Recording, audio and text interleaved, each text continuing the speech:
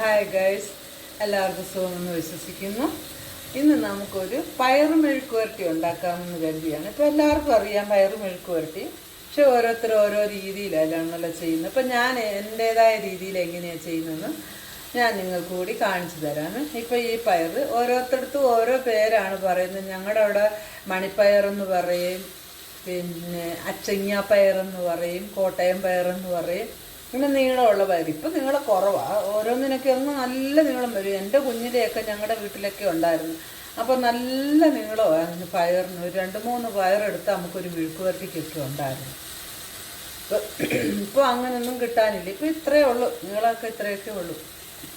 അപ്പോൾ നമുക്കിതെങ്ങനെയാണ് മെഴുക്ക് വരട്ടി വെക്കുന്നതെന്നൊന്ന് കണ്ടു നോക്കാം. ഞാൻ എൻ്റേതായ രീതിയിൽ എങ്ങനെയാണ് വെക്കുന്നതെന്ന് നിങ്ങൾക്ക് കൂടി കാണിച്ചു തരാം.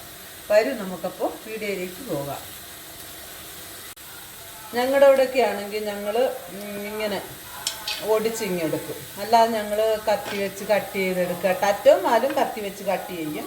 അതും ഇങ്ങനെ ഒടിച്ച് കളഞ്ഞാലിങ്ങനെ ആകും. നമുക്കിങ്ങനെ ചെറുതായിട്ട് ഒടിച്ചെടുത്തുകൊണ്ട് വരാം. ഇങ്ങനെ ഒരു 1/2 ഇഞ്ച് നീളത്തിൽ ഒടിച്ചെടുത്തുകൊണ്ട് വരാം. കത്തി വെച്ചൊന്നും കട്ട് ചെയ്യേണ്ട കാര്യമില്ല. നല്ല ഫ്രഷ് ആണെന്നുണ്ടെങ്കിൽ നല്ല ഇതായിട്ട് നമുക്ക് മുറിഞ്ഞ് കിട്ടും. നമുക്കിതൊന്ന് പൊടിക്കാം. നമ്മുടെ പയറെല്ലാം ഞാൻ കട്ട് ചെയ്തെടുത്തുകൊണ്ട് വന്നിട്ടുണ്ട്. നന്നായിട്ട് കഴുകിയാണ് ഞാൻ കട്ട് ചെയ്തത്. പിന്നെ നമുക്കിതിലേക്ക് വേണ്ടിയത് നമ്മുടെ കൊച്ചുള്ളിയാണ്, ചെറിയ ഉള്ളി. അത് നമുക്ക് എത്ര വേണോ അത്ര എടുക്കാം. ഞാനിപ്പോൾ ഒരു കൈപ്പിടി എടുത്തിട്ടുണ്ട്, അത് ഞാൻ ചതച്ചെടുത്തിട്ടുണ്ട്. പിന്നെ മുളക് ചതച്ചത്, വറ്റൽമുളക് ചതച്ചത്, തേങ്ങാക്കൊത്തും ഒക്കെ അവരവരുടെ ആവശ്യത്തിനിടാമേ. നമുക്കിതെല്ലാം കൂടെ ഒന്നിച്ചങ്ങിടാം. ഇതെല്ലാം കൂടെ ഒന്നിച്ചിട്ടേച്ച് എല്ലാം കൂടെ ഒന്നിച്ച് ചേർത്തിട്ട് നമുക്ക് ഇതിനകത്തോട്ട് ആവശ്യത്തിന് ഉപ്പും ശകലം മഞ്ഞപ്പൊടിയും കൂടി ഇട്ട് വെള്ളം ഒഴിച്ച് നമുക്ക് അടുപ്പിൽ വെക്കാം. ഇച്ചിരി മഞ്ഞപ്പൊടി ഇടാം.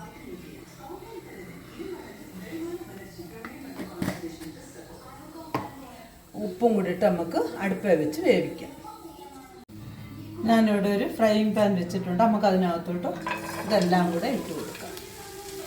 എന്നിട്ട് ഞാൻ ഉപ്പിട്ടില്ലായിരുന്നു, അപ്പോൾ നമുക്ക് ഉപ്പും കൂടി ഇടാം. പയറിന് മാത്രം ഉപ്പ് കുറച്ചേ ഇടാവുള്ളൂ കൂട്ടുകാരെ. എന്താണെന്ന് ചോദിക്കുക വെച്ചാൽ, ഞാൻ പഠിക്കുന്ന കാലത്ത്, ചെറിയ പ്രായത്തിൽ പഠിക്കുന്ന കാലത്ത് ഇതുപോലെ പ്രാവിൻ്റെ ഒരു പാഠം ഉണ്ടായിരുന്നു. അതിനകത്ത് പാഠപുസ്തകത്തിലെ മലയാളത്തിൽ അതിനകത്ത് പ്രാവ് പയറ് വറക്കാനും മോളെ ഏൽപ്പിച്ചു പോയി. വന്നു കഴിയുമ്പോൾ പയറ് കുറച്ചേ ഉള്ളെന്ന് പറഞ്ഞു. അതിപ്പോഴും മനസ്സിലുണ്ട് ആ കഥയൊക്കെ. അപ്പോൾ അതുപോലെ പയർ വറുത്ത് വരുമ്പോഴത്തേക്ക് നമുക്ക് കുറച്ചേ കാണത്തുള്ളൂ. അതുകൊണ്ട് ഉപ്പിടുമ്പോഴൊക്കെ കുറച്ചേ ഇടാവുള്ളൂ. നമുക്കിതൊന്ന് ഇളക്കിയിട്ട് വെള്ളം ഒഴിച്ചു കൊടുക്കാം. വെള്ളം ഒഴിച്ചു കൊടുത്തിട്ട് അടച്ചു വെച്ചൊന്ന് വേവിക്കാം. ഇപ്പോൾ ഇതിനകത്തോട്ട് എടുത്തുകൊണ്ട് കറിവേപ്പിലയും കൂടെ നമുക്ക് ചേർത്ത് കൊടുക്കാം. ഇനി ആവശ്യത്തിന് വെള്ളം ഒഴിക്കാം.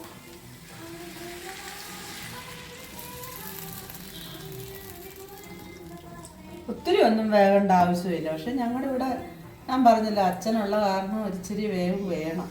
നമുക്കിത് അടച്ചു വെച്ച് നന്നായിട്ട് വേവിച്ചെടുക്കാം. അത് വെന്ത് വരട്ടെ.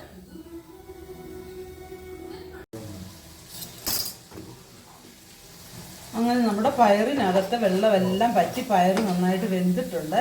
ഇപ്പം നമുക്ക് എണ്ണ ഒഴിച്ച് കുറേശ്ശെ ഇത് ഫ്രൈ ചെയ്തെടുക്കാം. കുറേശ്ശെ എണ്ണ ഒഴിച്ച് ഫ്രൈ ചെയ്തെടുക്കാം.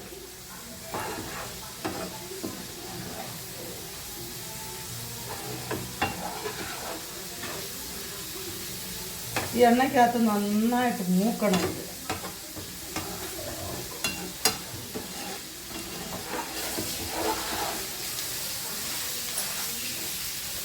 ഞാൻ ചീനിച്ച ഇത് ഇട്ട് ചട്ടുക ഇട്ട് നമുക്ക് വേറെ കരണ്ടി ഇടാം.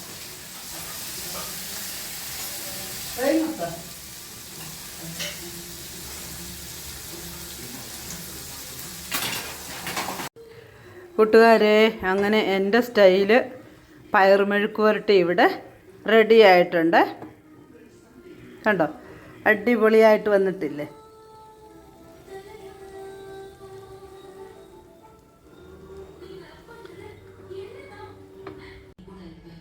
കൂട്ടുകാരെ, അങ്ങനെ നമ്മുടെ പയർ മെഴുക്കുവരട്ടി ഇവിടെ റെഡി ആയിട്ടുണ്ട്.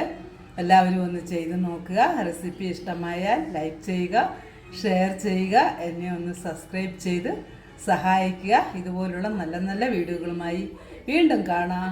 Bye bye.